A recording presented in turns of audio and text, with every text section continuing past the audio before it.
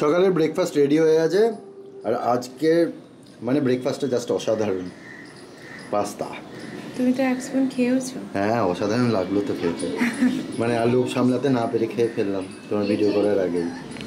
তেইশপুরে এদিকে জুতো টুতো পড়ছে আর এদিকে আহি বেরিয়ে গিয়ে চুপ করে ওখানে অন্ধকারে দাঁড়িয়ে আছে। আহি যেও না, চলে এসো এদিকে। এই তো খাবার এখানে হ্যাঁ চলে এসো, তুমি চলে এসো। কেন খালি পায়ে গেছো? এ বাবা দেখো পালিয়ে যাচ্ছে ছুটে। আহি হাই চলে আয় বাবা।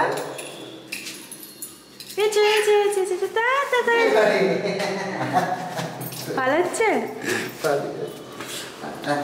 পালিয়ে যাচ্ছ তুমি, ছোট আই চলে আয়, পালিয়ে যাই। ছোট্ট পাখি, ছোট্ট পাখি চলে যায়।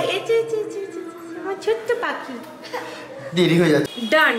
কেন না, তো একটা ভিডিও শ্যুট করছিলাম ইনস্টাগ্রাম ইউটিউবের জন্য। তোমরা জানো আমি মোয়া অনিশা ইনস্টাগ্রাম যে পেজ মানে আইডি যেটা সেটা কন্টিনিউ করছি, আবার এদিকে যে অনিসাস মেকওভার ইউটিউব চ্যানেল সেটাকেও কন্টিনিউ করছি। তো দুটোর জন্য একটাই ভিডিও শ্যুট করলাম, একটা পুরো ভিডিও শ্যুট করলাম। তো সেটার জন্য সকাল থেকে প্রচুর কাজ ছিল। দেশপ্রিয় বেরোনোর পর সব কিছু মেকআপ টেকআপ করে সেগুলোকে শ্যুট ফুট করে অনেক কিছু কাজকর্ম করছিলাম। বুঝতেই পারছো যে মেকআপ ভিডিও শ্যুট করা মানে কতটা চাপের সেটা। আর কানেরটা আমি ক্যারি করতে পারছি না, কারণ আমার কানটা এমনিতেই বড্ড ছোটো ছোটো, তার উপরে এই ভারী ভারী কানের দুল আমি একদম পরি না। দেখতেই পাও খুব কম আমি এইসব ভারী কানের দুল পরি, একদম পরি না। শ্যুটের জন্য আজকে পরেছিলাম এই পর্যন্তই, এতেই শেষ। এইসব কিনেছি আমি, খুব একটা কিনিও না যদিও, বা ওই দু একটাই আমার আছে, বেশি নেই। বাট শ্যুট করতে গেলে এবার আস্তে আস্তে আমাকে কিছু কিনতে হবে। কিন্তু এগুলো এত ভারী যে আমার কানে খুব ব্যথা করে, আমি পরতেই পারি না খুব বেশি ভারী কানে। তো যাই হোক, শ্যুটটা কমপ্লিট করতে পেরেছি। আহি ঘুমোচ্ছিল ম্যাক্সিমাম টাইমটা, শেষের আধ ঘন্টা উঠেছিল, আর ওই আধ ঘন্টাতেও প্রচুর কিছু করে দিয়েছে। তো যাকে সেটা তো করবেই, এটা নর্মাল ব্যাপার। তো খুব বেশি একটা কিছু প্রবলেমও করেনি, ও মাকে শ্যুট করতে দিয়েছে, তাই না? আই বলো হ্যাঁ এইটা তুমি নেবে, তুমি পড়বে, এসব পড়বে তুমি, দেখি তো। ওলি বাবা লে, নেরু মাথায় এত বড় বড় কানে পড়বে তুমি। এই শাড়িটা পিন আপ করা আছে, টেনে দিচ্ছে শাড়িটা। তো যাই হোক, এবার যাবো, ফ্রেশ হবো, আইকে স্নান করাবো। কিছুই হয়নি, বাজে 12:30। শুরু করেছি প্রায় 9:30 থেকে। আসলে অনেকেই তাড়াতাড়ি করে ফেলে। আর স্নান করে ফ্রেশ হয়ে একদম আগের অবস্থায় ফিরে চলে এসেছি, অ্যাজ ইউজুয়াল যেমন থাকি আমি, বড্ড অগোছালো ঠিক সেরকম। কিন্তু তোমরা একটা কথা বলো, বাড়িতে কে সেজে গুজে বসে থাকে? আর মানে সত্যি কথা বলতে, যাদের প্রচুর কাজ থাকে বা যারা প্রচুর আমার মতো ল্যাদখোর, তাদের পক্ষে সম্ভব হয় না।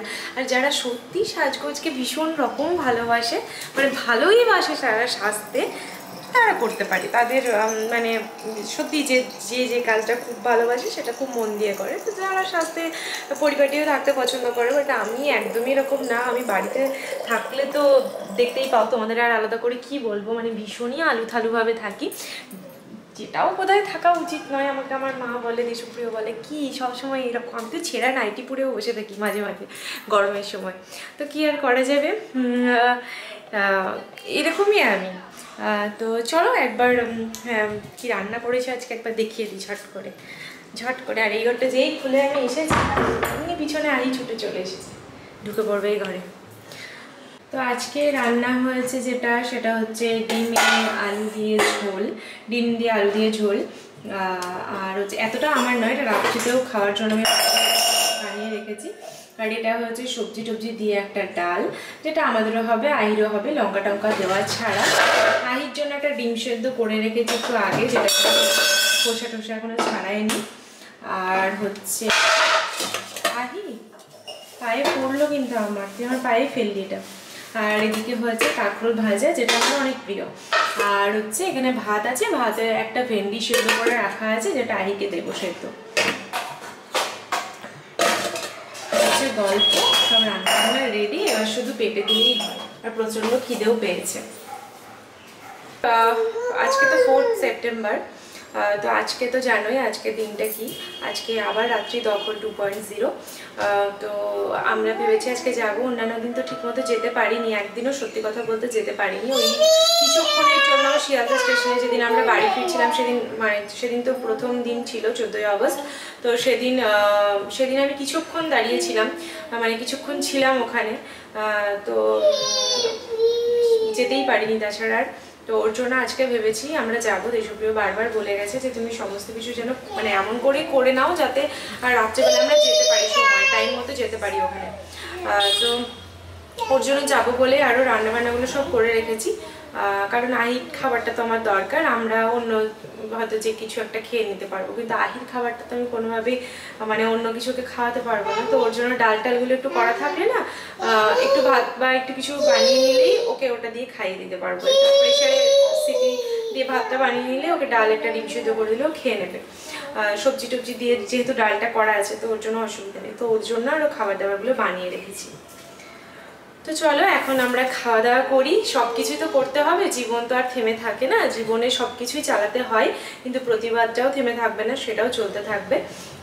তো কাজকর্ম করতেই হবে। অনেককে দেখছি ফেসবুকে বা যারা সোশ্যাল মিডিয়ায় কাজ করে তাদেরকে অনেক মানে খুব বিচ্ছিরিভাবে আক্রমণ করা হচ্ছে, যদিও বা এরকম খারাপ অভিজ্ঞতার শিকার আমি হইনি, কারণ আমি তো মাঝে কিছুদিন একদমই ঠিকমতো ভিডিও দিতে পারিনি।